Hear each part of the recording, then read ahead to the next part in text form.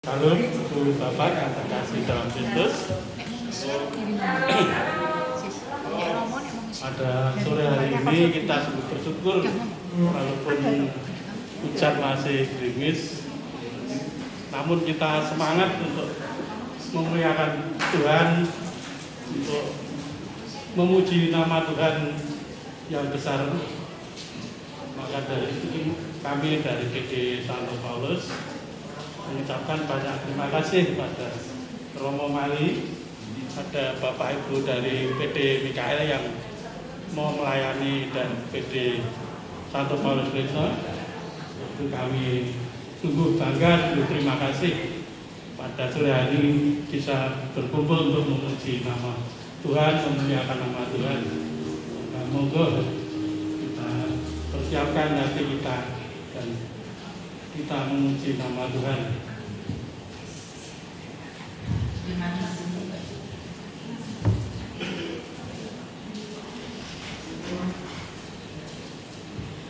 Selamat sore Romo Mali, Bapak Ibu dan saudaraku yang terkasih dalam Kristus. Selamat sore.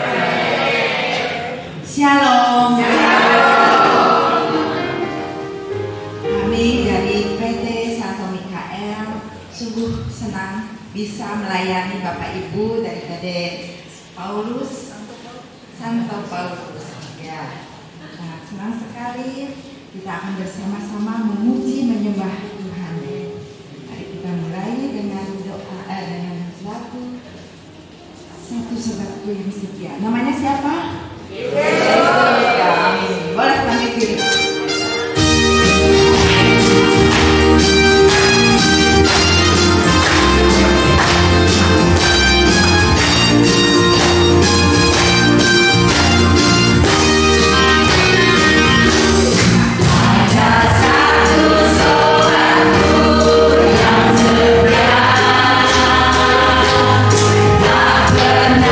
Dia tinggalkan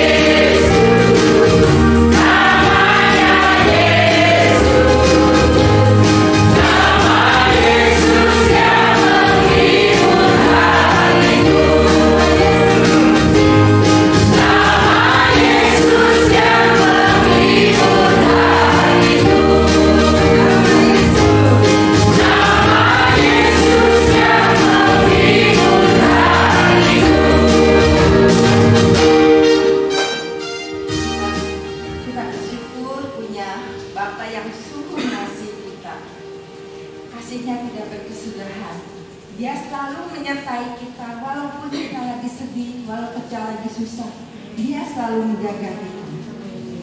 Betapa baiknya Tuhan.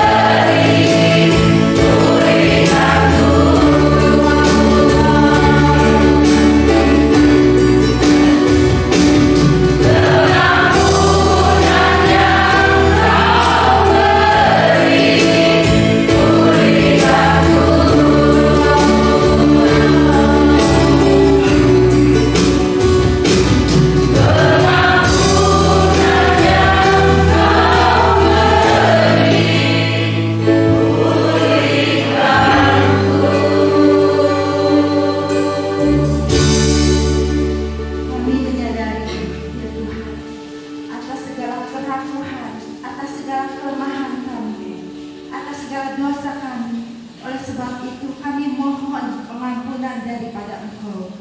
Saya mengaku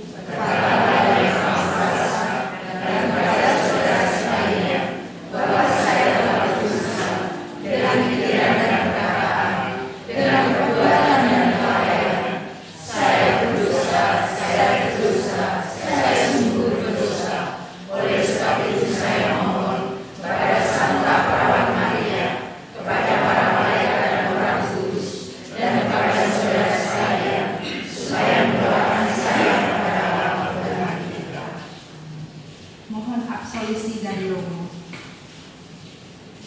Semoga Allah yang Maha Kuasa mengasihani kita, mengampuni dosa kita, dan menghantar kita ke hidup yang kekal. Amin. Terima kasih Tuhan. Engkau sungguh baik. Engkau telah mengampuni dosa kami. Kami mau bersyukur pada-Mu ya Tuhan. Terima kasih Tuhan Yesus. Kasih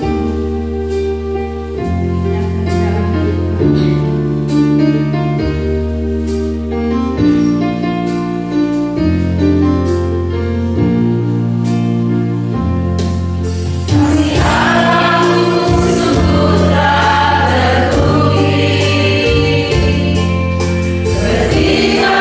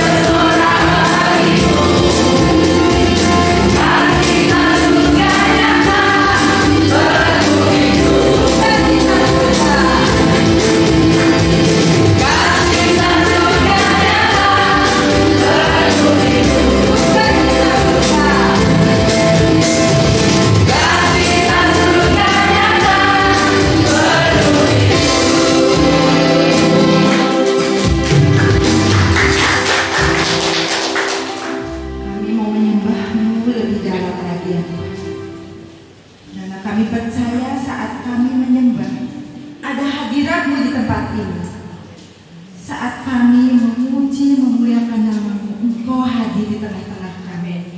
Dan kami percaya hadirat-Mu memberikan kuasa bagi kami. Kuasa kemenangan, kuasa kesembuhan, kuasa kelepasan. Amin. Terima kasih Tuhan.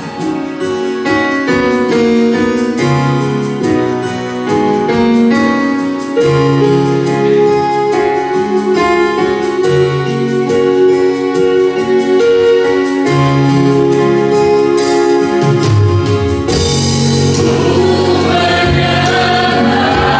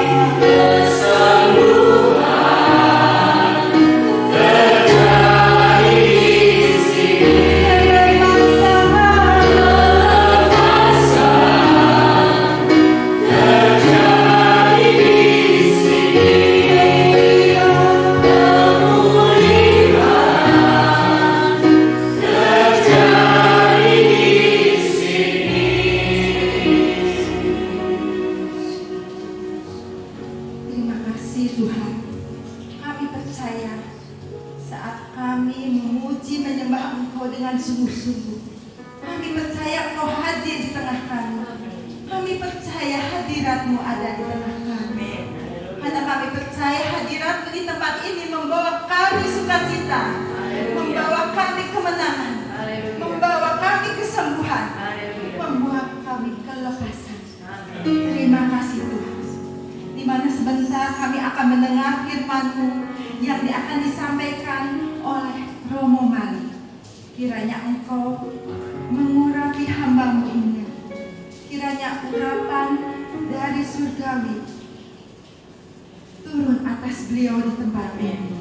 Sampaikanlah segala isi hati-Mu ya Tuhan, supaya kami boleh mengerti akan kehendak-Mu. Urapi kami juga di tempat ini yang akan mendengarkan firman-Mu, supaya kami boleh mengerti akan isi hati-Mu. Terima kasih Tuhan. Terima kasih. Kemuliaan kepada Allah Bapa, Putra dan Roh Kudus. Amin. Silakan.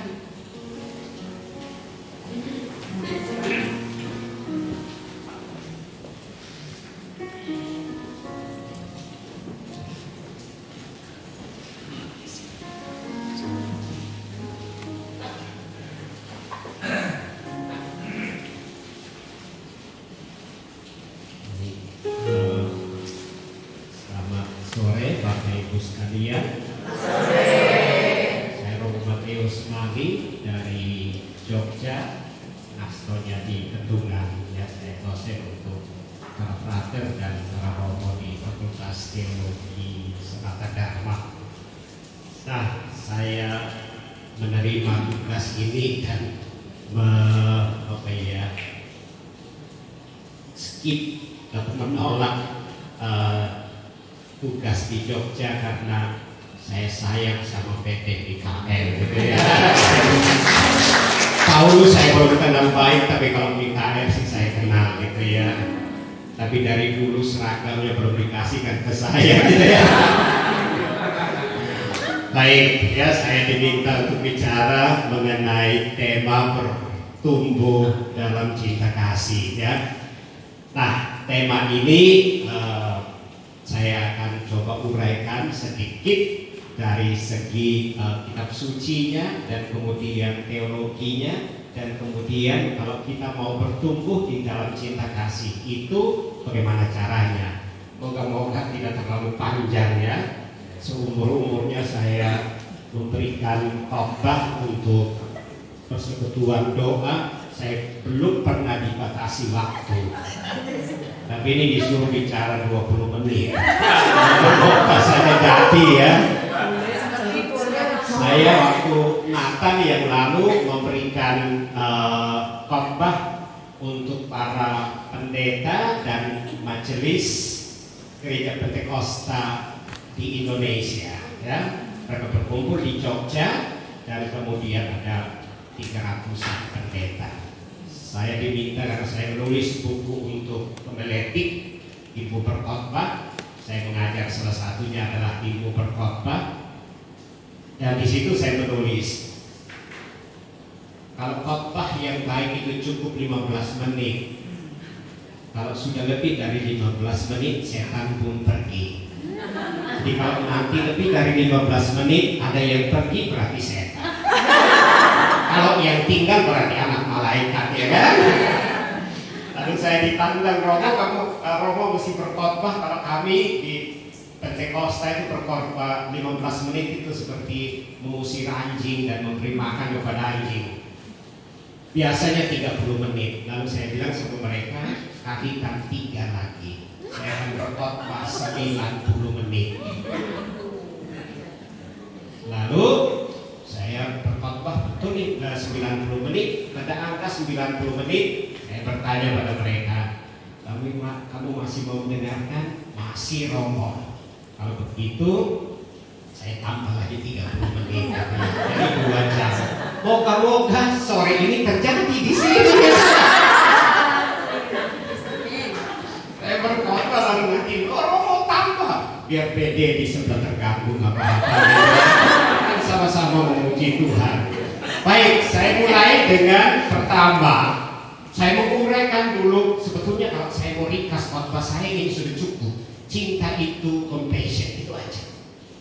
Compassion dari bahasa Latin, compatire, cum itu berarti dengan atau bersama, patire itu menderita. Jadi kita menderita bersama dengan orang yang menderita. Itulah kasih, itulah cinta. Kalau sudah cukup, sudah pas, sudah selesai khotbahnya. Hah? Belum? Alhamdulillah, saya terus ya. Nah, sekarang saya uraikan cinta kasih itu di dalam keseluruhan teks kitab suci. Kita skip saja ya, kita masuk ke Yohanes ya, Injil Yohanes dan surat Paulus ya. Bisa di skip ke Yohanes dan Paulus, kita lihat teksnya. Atau kalau sudah hafal teksnya cukup juga ya. Tuhan itu atau Yesus atau di dalam Paulus suratnya kepada jemaat di Korintus, dia katakan kasih itu sabar, kasih itu murah hati dan seterusnya. Kemudian dia menyimpulkan dari seluruhnya yang terbesar adalah kasih. Ada iman, harapan dan kasih. Dari ketiga itu yang paling besar adalah kasih.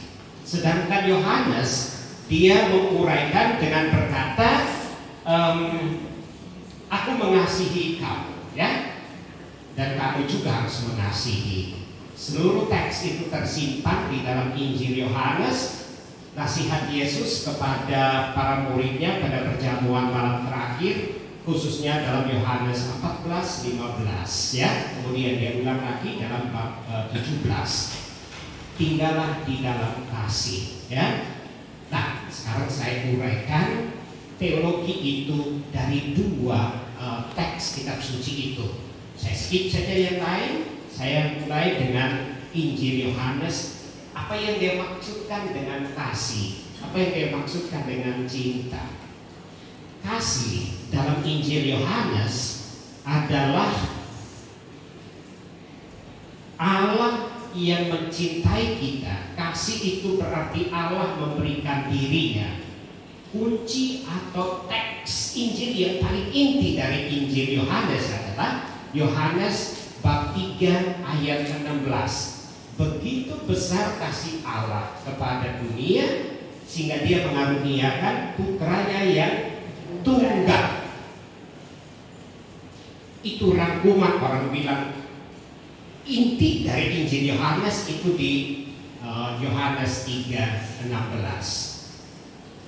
Kasih itu berarti Allah memberikan diri kepada manusia karena dia tidak mau manusia itu hilang. Jadi berarti kasih itu adalah pemberian diri seutuhnya kepada orang lain, yang berarti juga kepasrahan. Allah itu memasrahkan dirinya kepada kita umat manusia. Kepasrahan itu berarti membiarkan diri dibimbing oleh Allah. Itu kasih. Kasih itu berarti kita pasrah kepada Allah dan membiarkan diri kita dibimbing olehnya. Maka lawan dari kepasrahan itu adalah keras kepala dan sombong. Orang sombong adalah orang yang tidak mempedulikan orang lain, dan itu biasanya orang sombong itu ada pada 3 pribadi yang kaya, cantik, dan pintar. Puasa ya, pintar dan puasa. Nah itu godaan ada pada PD Paulus dan Mikael. Karena semuanya cantik-cantik. Jadi godaannya pasti godaan sombong dan pasti tidak mau melakukan kasih. Bertobat dia satu Paulus. Jadi kalau orang cantik itu biasanya belagu ya kan. Tidak orang cantik yang jalannya, Romo apa kabar? Tidak. Romo apa kabar? Ya, dibuat-buat ya kan. Rambutnya pun juga itu sering diikut di Romo. ledakannya juga bukan FIFA nomor 5 ya Bu ya, kasih pons ya kan, di depan umum kasih cermin gitu. Itu orang sombong, orang cantik yang sombong, dan itu pasti dia tidak punya kasih. Karena dia kalau sombong itu berarti dia di dalam dirinya itu ingin membandingkan diri dengan orang lain gitu loh. Kan pertanyaannya, Romo saya cantik kan? Kalau Romonya bilang iya, kan saya lebih cantik dari Luna Maya, ya kan? Saya lebih cantik dari Vena Melinda, ya kan?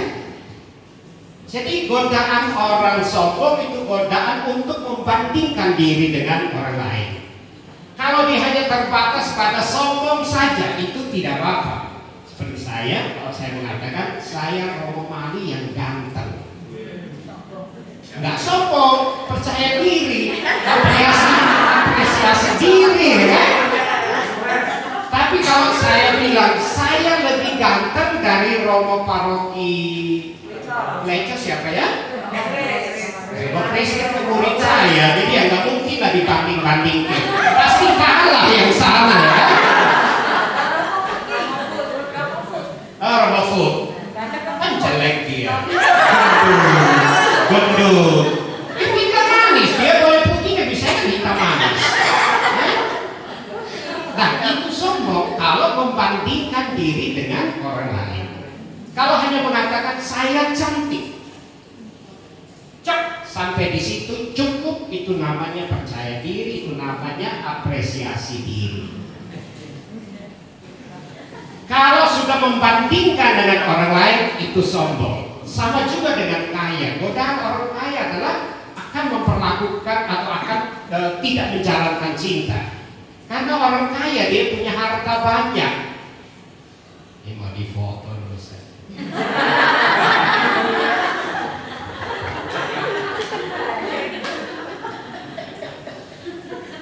Ini susahnya baru difoto hilang blank.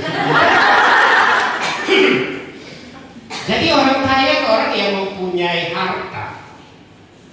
Kalau dia punya harta yang didapatkan secara baik-baik itu baik, itu normal, itu kalau dia katakan saya kaya, saya punya mobil, saya punya rumah, saya punya ini itu, oke.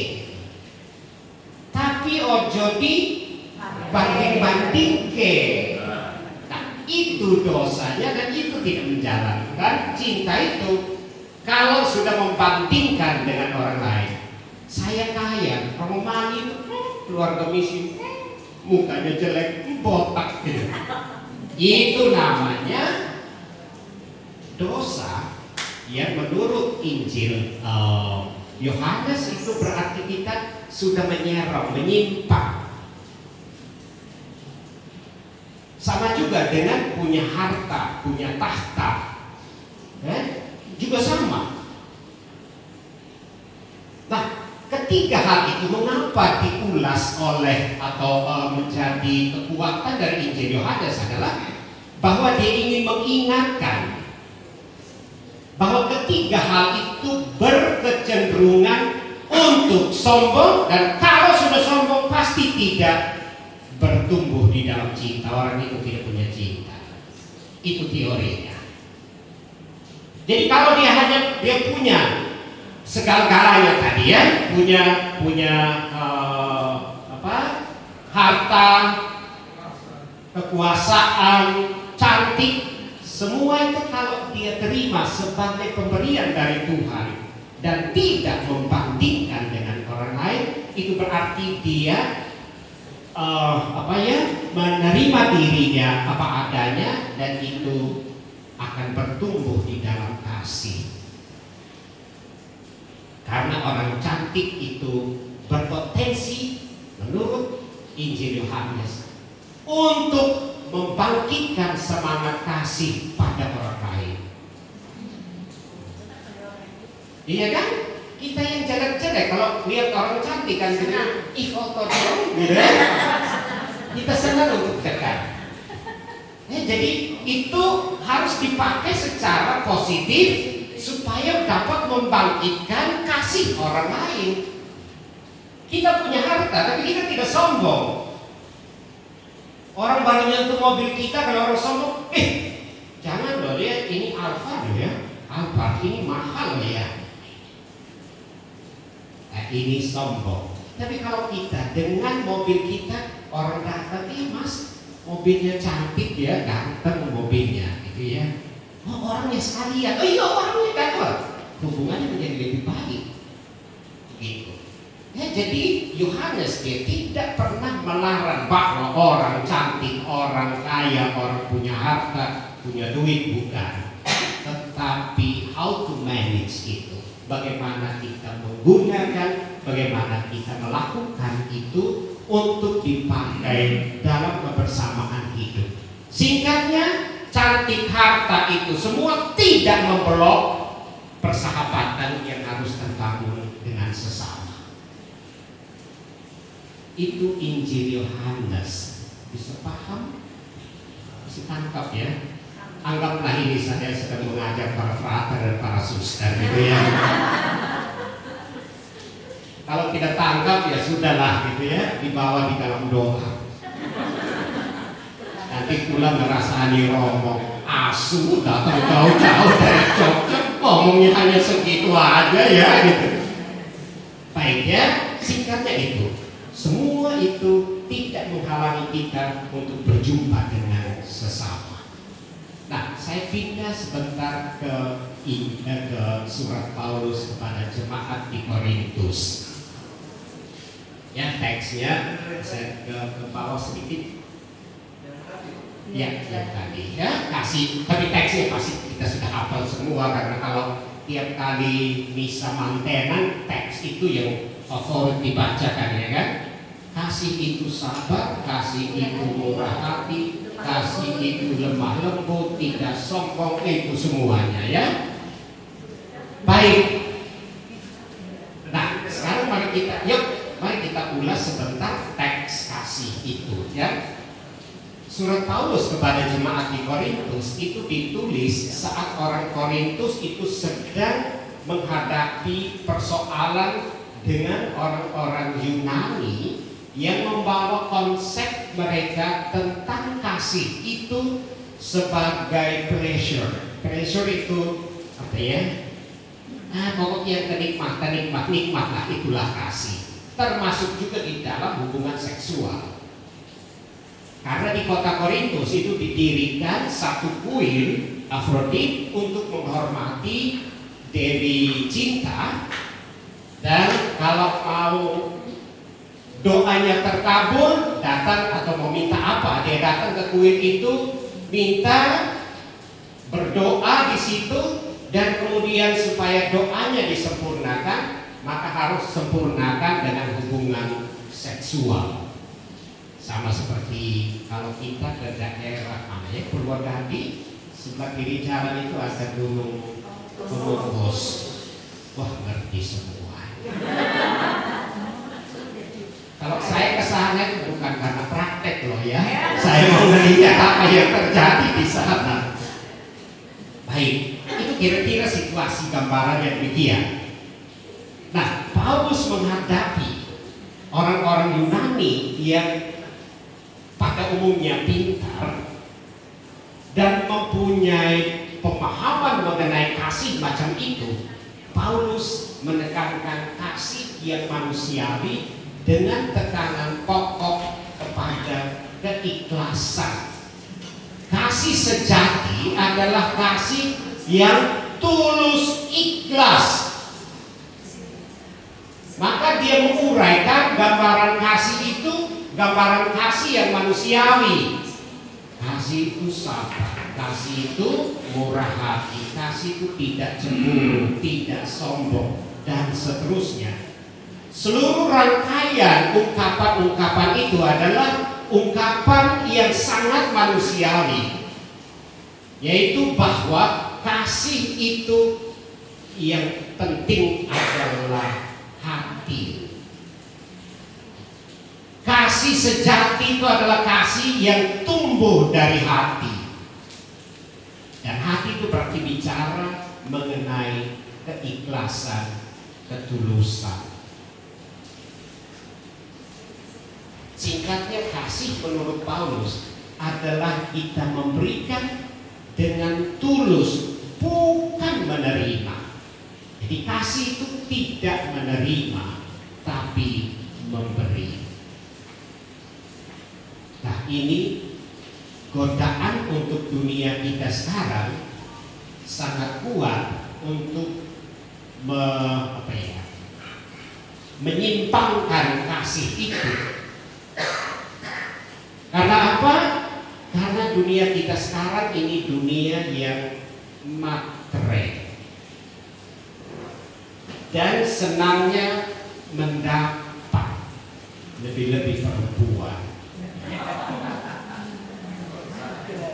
Jarang memberi, hanya mau mendapat. Kalau mendapat seperti tanda cinta. Yang perempuan melawan, saya beri contoh.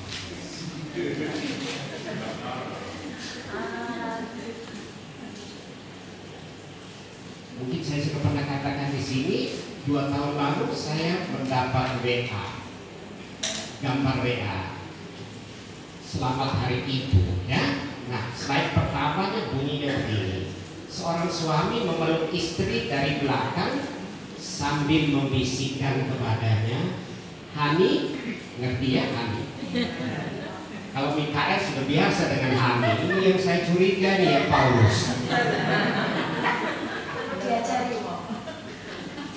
Nggak ngerti yang Paulus Hani. Besok banget. Oh, memaklumkan.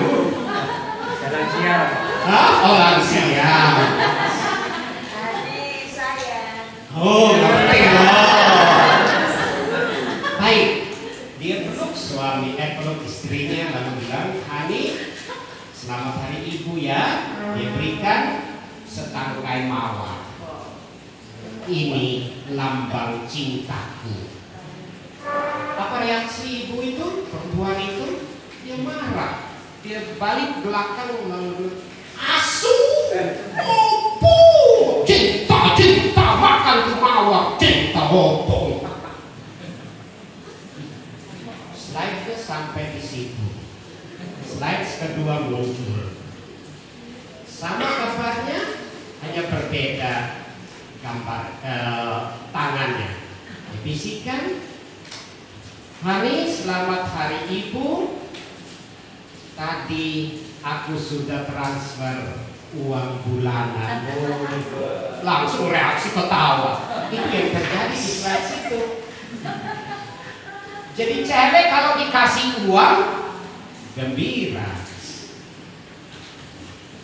jarang memberi, suka menerima. Kebalikan waktu pacaran sering memberi, kan memberi hati calon, ya kan? Restuku sudah didapat, giliran menikah dia menuntut balikannya. Menurut Paulus tidak boleh demikian. Yang benar adalah kasih itu memberi. Juga gambaran kita angka kebahagiaan kita saat ini itu makin tinggi, makin menaik. Berarti juga taraf hidup kita makin naik. Hitungannya juga kita secara materialis, secara material juga makin naik. Kita kalau ketemu orang itu akan berkata, Kak Cici gimana, sehat ya? Sehat gitu ya, puji Tuhan gitu. Ini bukan soal kerap, ini ingin cari tahu ini kainnya benar, kain beneran beli di toko atau beli di pasar klewer. Ya kan? Batikmu itu batik asli tulis dalam hati atau batik printing masih penting. Jadi di sablon ada kaki 5 di sini nggak ada. Jadi itulah kita membanding-bandingkan, ya, sehingga Farel itu mengatakan ojo di banding-bandingkan. Jadi cinta itu adalah memberi dan tidak pernah membandingkan. Maka kalau kita mau simpulkan dari dua teks itu, dari Yohanes dan dari Paulus dan uraian teologinya, singkatnya begini: kasih sejati atau kasih yang dibawa oleh Yesus adalah kasih Allah, kasih yang sejati. Apa itu kasih yang sejati? Kasih yang sejati adalah keterbukaan untuk menerima orang lain di dalam kehidupan kita. Karena itu kita selalu menggambarkan kasih Allah itu hati yang terbuka untuk menerima orang lain dalam hidupnya. Kita pun harus demikian kalau kita mengikuti Tuhan Yesus. Hati kita pun juga harus hati yang terbuka untuk menerima semua orang.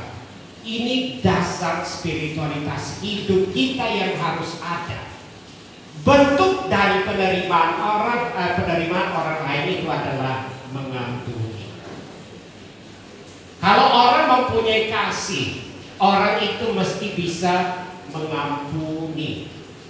Dan kalau bicara mengenai pengampunan, itu sulit untuk kita semua.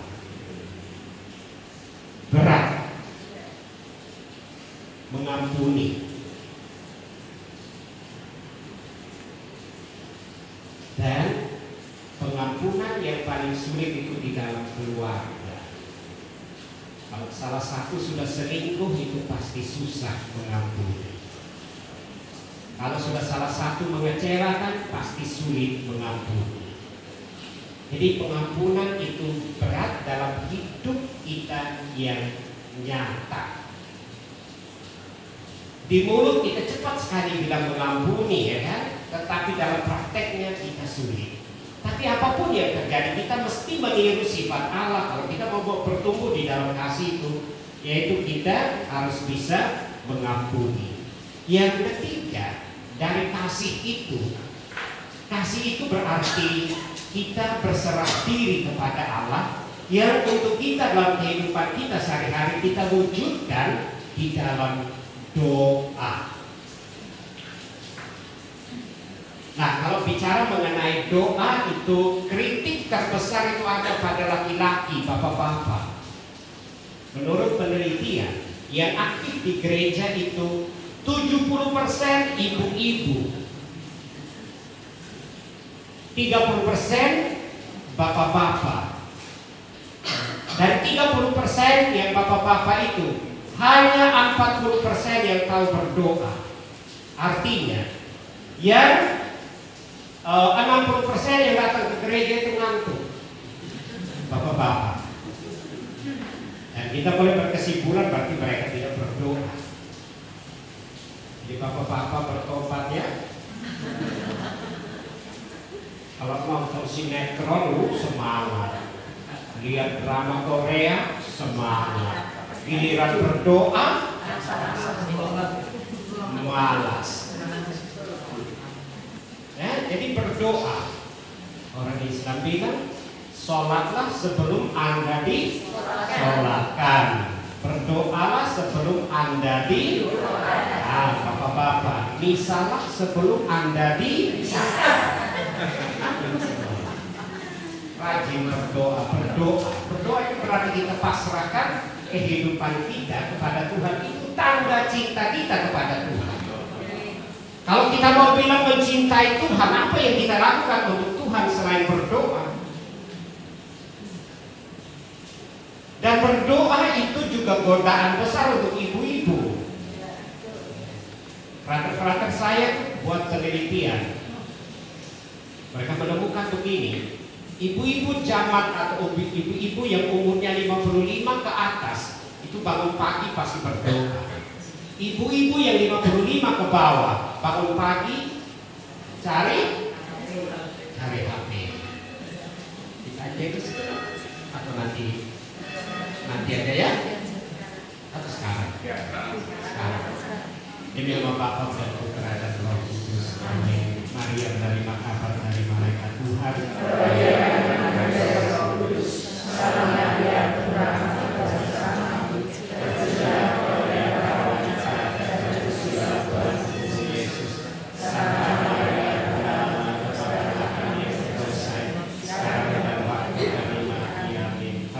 hamba Tuhan. Terjadilah padaku menurut perkataan. Salam Maria, penuh rahmat, Tuhan sertamu. Terpujilah Engkau di antara wanita, Dan terpujilah buah tubuhmu Yesus. Santa Maria Bunda Allah, doakanlah kami yang berdosa, sekarang dan waktu kami mati. Amin. Sabda sudah menjadi daging dan tinggal di antara kita. Salam Maria, penuh rahmat, Tuhan sertamu. Terpujilah Engkau di antara wanita, dan terpujilah buah tubuhmu Yesus. Santa Maria Bunda Allah, doakanlah kami yang berdosa, sekarang dan waktu kami mati. Amin. Doakanlah kami ya Santa Bunda Allah, supaya kami dapat menjadi Kristus. Marilah berdoa.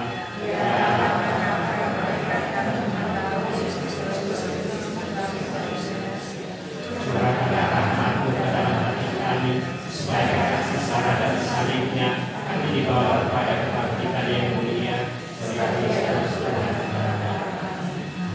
Demi nama Bapa dan Putra dan Roh Kudus. Amin. Baik, ya, jadi kasih itu berarti berdoa, ya. Itulah yang kita berikan kepada Allah.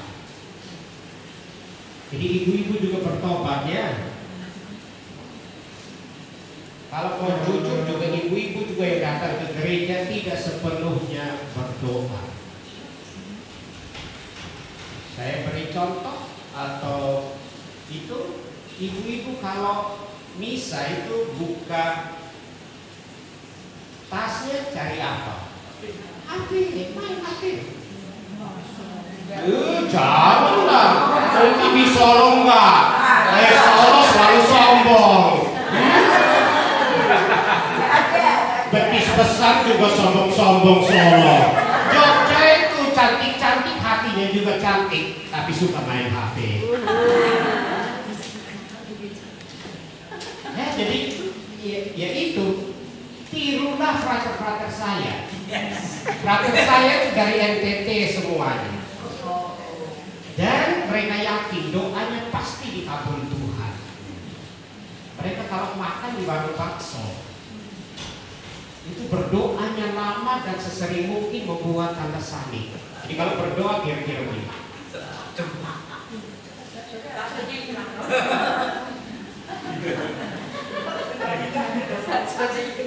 Jadi banyak kali mereka membuat tanda salib. Dan setelah tanda salib yang terakhir, pasti akan ada yang datang nanya, ini frater ya? Iya Pak, nggak usah bayar, biar kami yang bayar. Jangan bilang modus kok ya.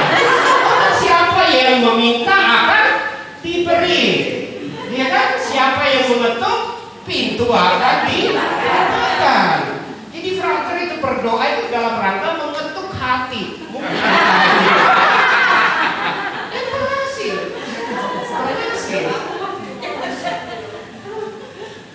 Jadi jangan bilang modus ini Romo modus. Enggak, benar doanya yang dikabulkan Tuhan, ya. Apalagi doanya berilah kami rezeki pada hari ini. Dan ada yang bilang begitu, frater ya, iya. Sudah frater kami yang bayarkan. Aman kan? Jadi berdoa, ya. Ini konsep yang terbangun dari konsep cinta kasih yang ada di dalam Injil Yohanes dan surat Paulus. Dan yang terakhir dari konsep bertumbuh di dalam kasih itu adalah kasih itu berarti kita memberi kepada orang lain. Memberi itu tidak mesti, tidak boleh diukur banyaknya, bukan. Tapi memberi dari keikhlasan. Saya semalam itu baru nonton Kick Ending. Cerita tentang anak-anak yang menolong. Mereka menabung setiap hari itu Rp2.000 dari uang jajan mereka untuk sesama. Itulah kasih. Kita memberikan bukan banyaknya, bukan bahwa kita bisa memberikan itu. Karena apa? Karena kasih sejati itu adalah kasih yang membuat orang lain bahagia.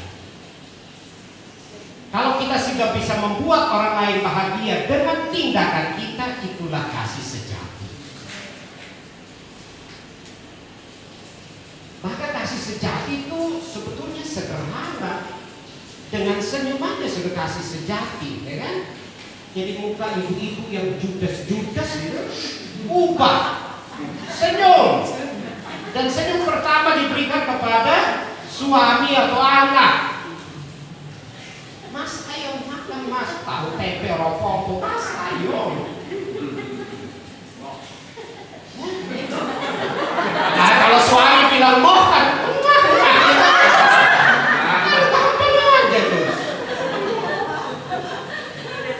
laki-laki itu kalau bilang moh itu berarti bukan moh, maunya muah.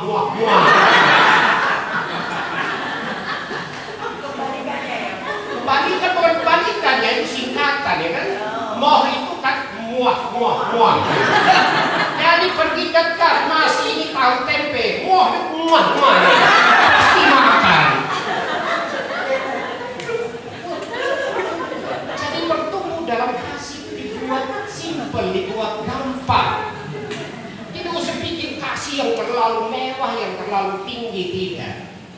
Kasih yang dibuat sederhana. Ya, sampai Ibu Teresa dari Kalkuta mengatakan, lakukanlah itu dengan cara sederhana, dengan senyum aja sudah itu kasih.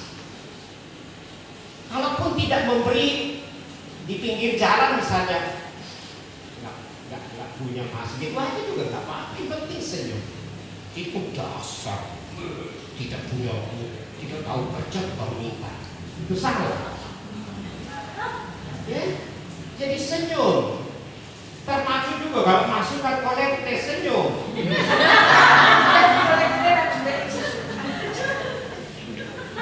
Jadi kita bukan yang berkata, lakukanlah apa yang dilakukan tangan kiri tidak boleh diketahui tangan kanan. Artinya kita memberikan dengan ikhlas, dengan tulus.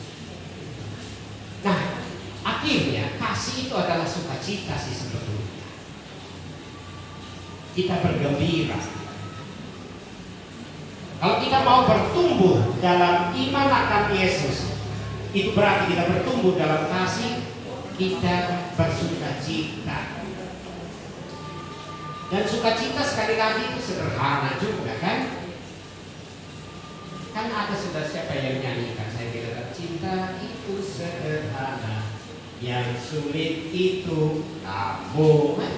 Kita manusianya yang susah. Cinta itu sederhana, kasih itu sederhana, yaitu kita sukacita, kita bergembira. Karena apa? Karena kegembiraan itu, dan itu juga yang dibangun oleh Paus kita, Paus Fransiskus. 3 ensiklik itu dia katakan dengan 3 judul, dan judul itu semuanya berkata sukacita, gembira. Sukacita itu apa? Sukacita itu adalah kegembiraan dalam hati dan rasa optimisme bahwa hidup ini indah. Bahwa kita punya utang di koperasi biasa ya kan, di CEO biasa kan.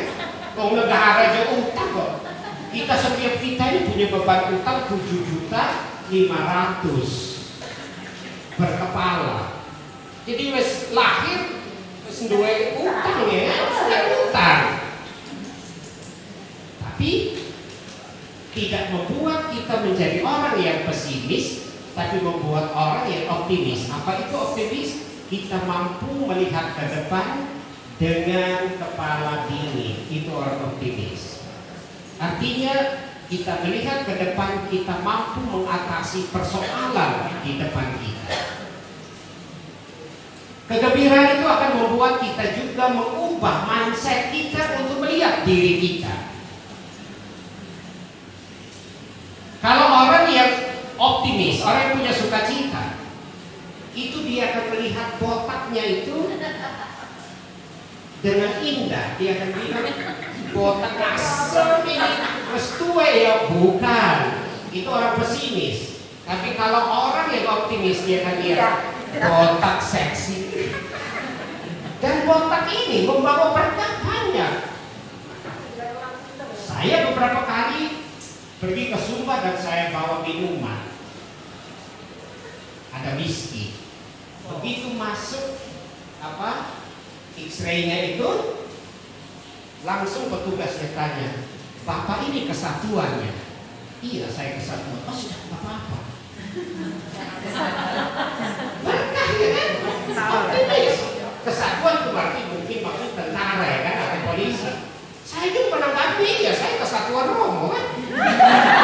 Apa salahnya? Jadi kita maka cinta kasih berarti pertama menerima diri dan kemudian juga mengubah mindset kita, cara berpikir kita. Jadi ibu-ibu kalau sudah ubanan, terima diri ubanan. Ojo di sepir. Wes uban mas, silakan boleh cari si Williamnya wes. Tenang. Orang yang optimis itu orang yang lihat dirinya padanya, terima dirinya.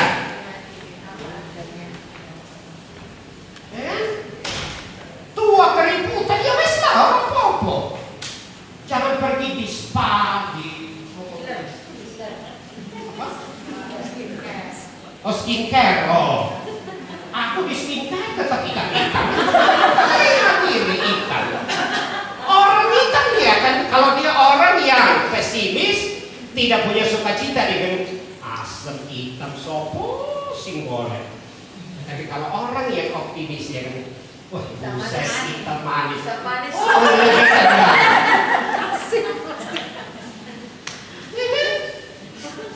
Orang hitam itu orang yang hitam manis, kuat, seksi.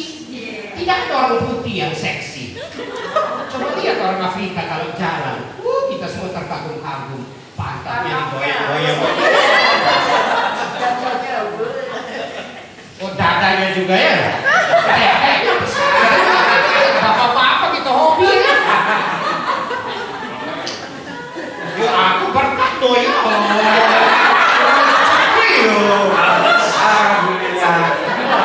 Alhamdulillah.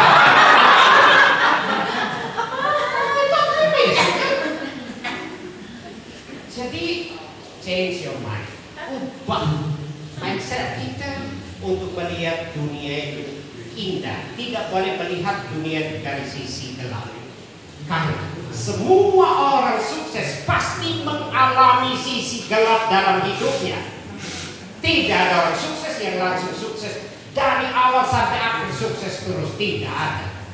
Coba search saja di internet. Semua orang sukses itu pasti mengalami sisi di mana kalau dia sombong, dia diruntuhkan oleh Tuhan supaya dia bisa melihat hidup itu dari segi optimismenya yang dibangun. Itu yang perlu kita belajar kalau kita belajar di dalam kasih. Masih ada waktu nggak ya? Tenang deh. Kalau di Jogja itu saya tahu persis. Terus saja Romo di dalam hati asem wes ya. Sudah bunyi suara-suara di sebelah.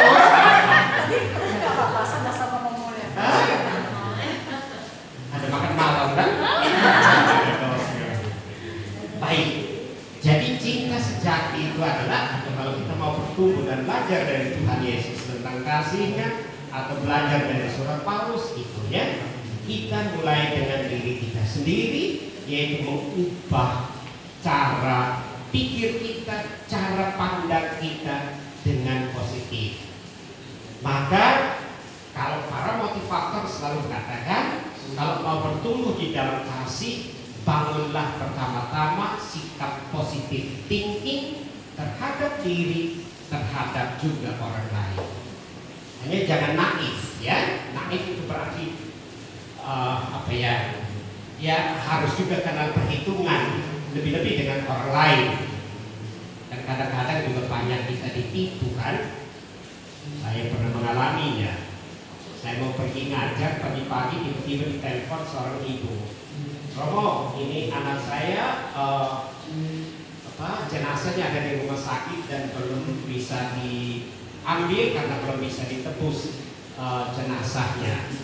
Lalu saya tanya kapan dia meninggal? Oh kemarin, semalam di rumah dan saya bawa dia ke rumah sakit BKU di dekat kantor pos di Jogja itu ya, punya Muslim.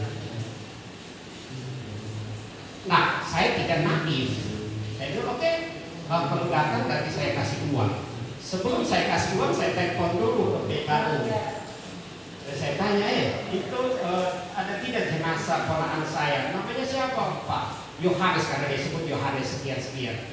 Oh nggak ada di sini, hanya ada seorang ibu tua jenazah. Saya marah, saya sedang dari bandara Jakarta, saya mau ke situ. Kamu jangan mempermainkan kakak saya karena dia mukanya opon gitu.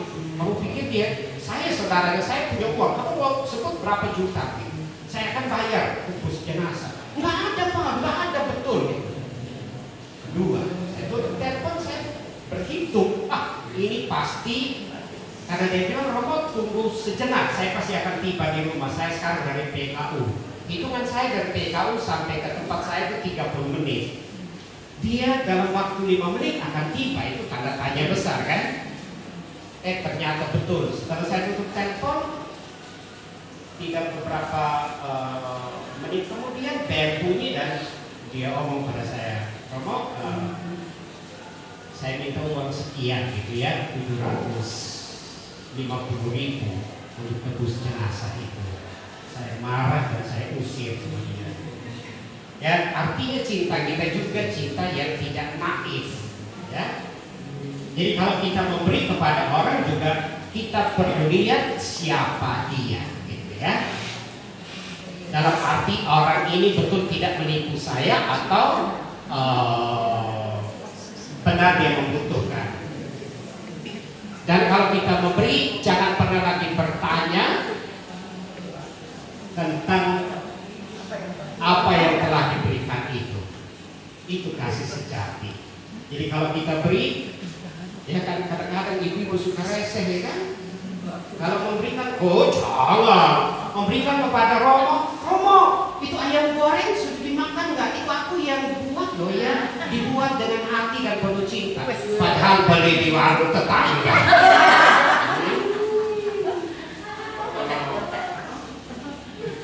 Jadi cinta itu cerewet untuk ibu-ibu, ya kan?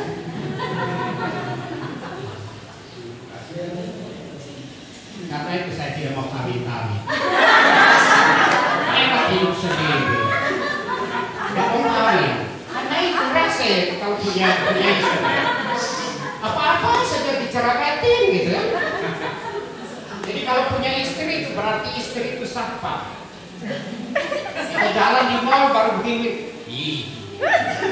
Kita baru lihat cewek cantik lewat tadi yang orang Afrika yang besar itunya, kita lihat sudah semata keranjang. Tapi kalau hidup sendiri enak, iya, nggak ada yang cubit. Sampai kapan juga boleh. Jadi yang masih jomblo-jomblo itu lah aku. Ya. Baik, dan yang paling terakhir dari kasih itu, kalau kita mau bertumbuh di dalamnya, adalah setia kepada iman akan Yesus. Ya. Itu godaan untuk kita sekarang. Saya menonton beberapa video yang mualaf, gitu ya. Kenapa ya? Bagi saya satu saja, kan mereka tidak punya iman lagi. Ya, moga-moga kita ya tidak jadi mualaf karena apapun. Tidak. Kita setia seperti tadi kita lakukan beberapa lagu itu, kita setia kepada Tuhan Yesus. Kita setia kepada Dia. Dan paling terakhir, persekutuan doa. Tugasnya adalah mengamalkan cinta itu di dalam doa. Maka kalau kita berhimpun dan berdoa, itu sebetulnya kita sedang menyatakan cinta kita kepada Tuhan, tetapi jangan lupa kita juga sedang mendoakan sesama kita. Maka kalau kita berdoa atau kita berhimpun untuk persekutuan doa, sadarlah di dalam diri kita bahwa kita sedang mendoakan orang lain sebagai lambang cinta kita kepada sesama. Karena itu saya mendorong PT IKN dan Paulus sering berhimpun, bukan untuk sekedar supaya saya puas, bukan, tetapi kita ingin mencintai Tuhan, kita mengungkapkan cinta kita kepada Tuhan dan cinta kita kepada sesama. Jadi kalau kita berhimpun, kita berdoa, kita mendoakan mereka berdua, Allah dan sesama kita. Amin. Amin. Cukup ya? Atau tambah lagi? Saya ini orang yang suka ditantang loh ya. Sudah lihat-lihat cantik itu berarti saya itu sudah mengajar 20 tahun dan sensi banget. Saya lihat masih suatu pendengar saya sedikit-sedikit.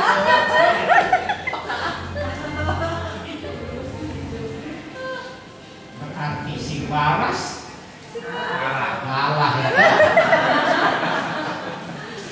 Baik, terima kasih banyak untuk semuanya dan sekali lagi kita senantiasa mencintai Tuhan, kita bertumbuh dalam kasih dan kita berikan cinta itu kepada Tuhan dan sesama kita. Amin.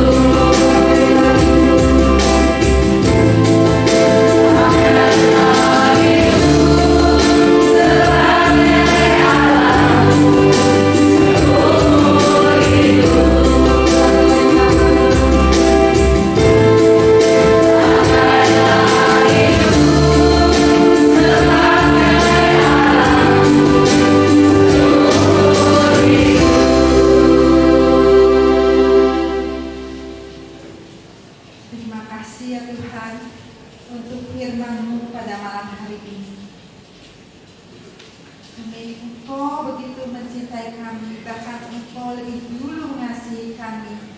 Ajarilah kami ya Tuhan, untuk belajar mengasihi sesama kami, terlebih mengasihi Engkau yang terutama. Ajarilah kami untuk belajar memberi dengan tulus. Ajarilah kami untuk belajar mengampuni sesama kami, walaupun seringkali kami tersakiti. Ajarilah kami untuk setia selalu di dalam iman. Ajarilah kami untuk setia berdoa kepadamu. Terima kasih ya Tuhan, firman-Mu itu begitu memberkati kami.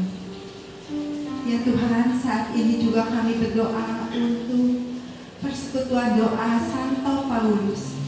Kiranya Engkau memberkati persekutuan ini. Berikanlah kerendahan hati, berikanlah kesetiaan di dalam melayani Engkau.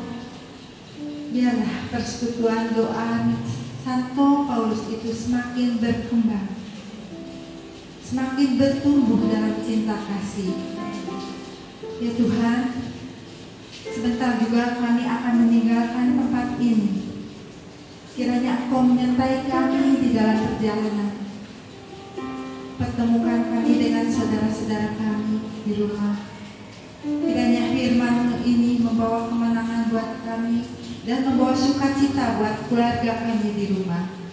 Kami berdoa juga untuk saudara kami yang tidak bisa hadir pada malam hari ini.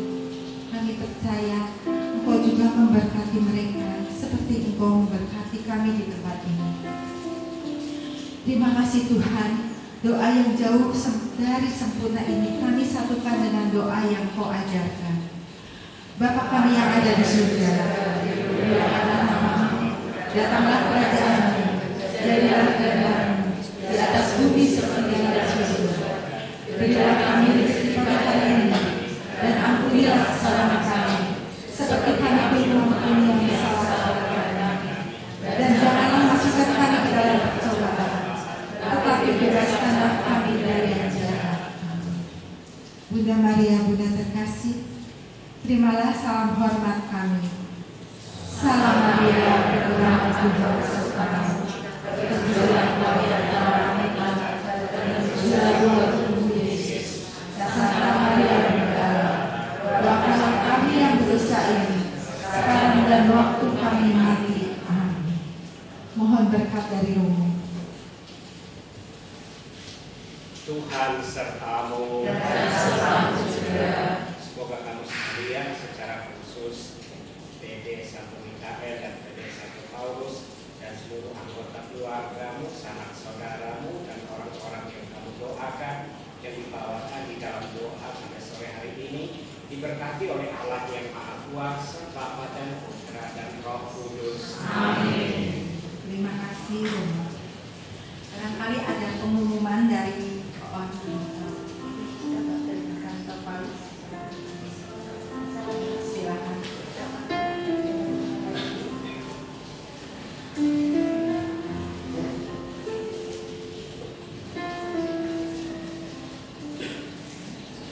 Halo, Bu Bapak.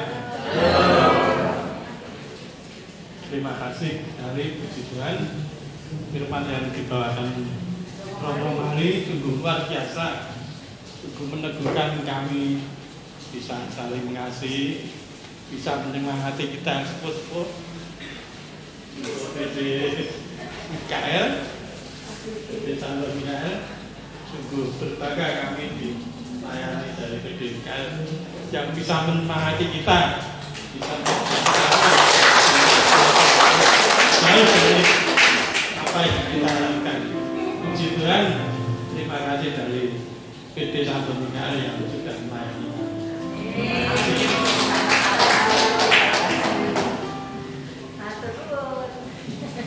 Sama-sama. Sebagai lagu penutup, kita akan menyanyikan lagu Campur-Campur. Wah, mari ke sana. Boleh berdiri ya.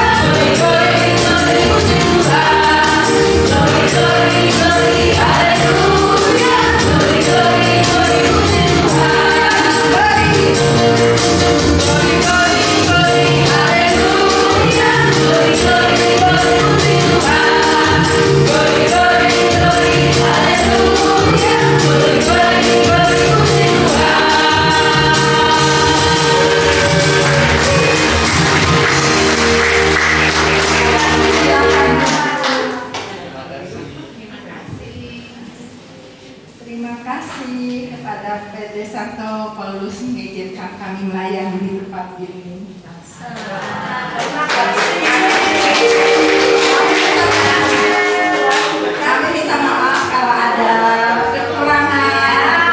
Ya, tidak ada yang terima kasih Romo Mali. Terima kasih Jogja di sini.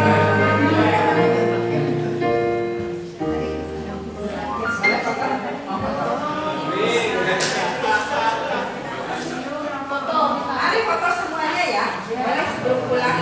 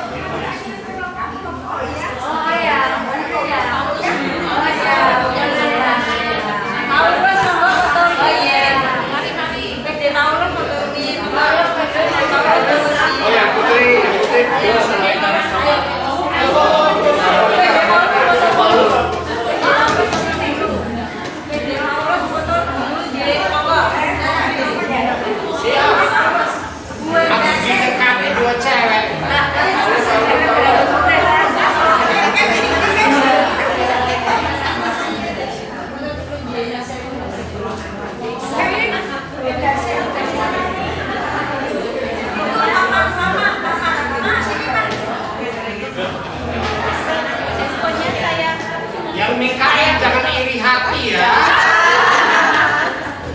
Ini aku terpuji di antara wanita.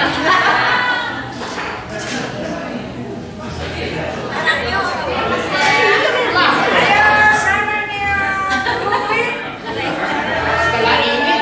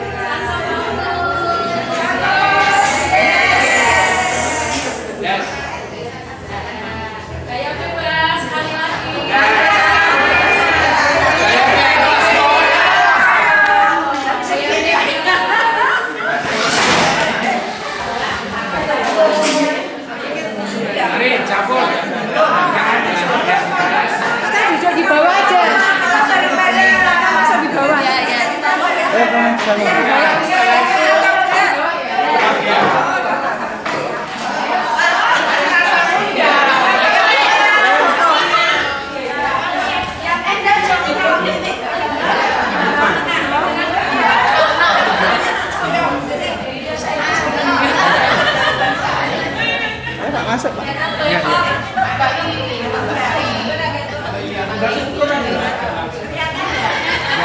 Nyata.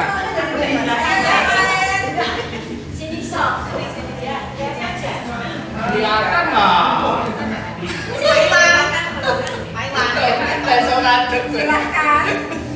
Ayo Pak Iwan. Kita numpang. Nanti di share.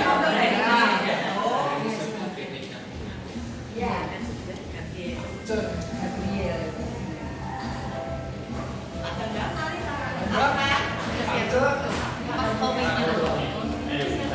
OM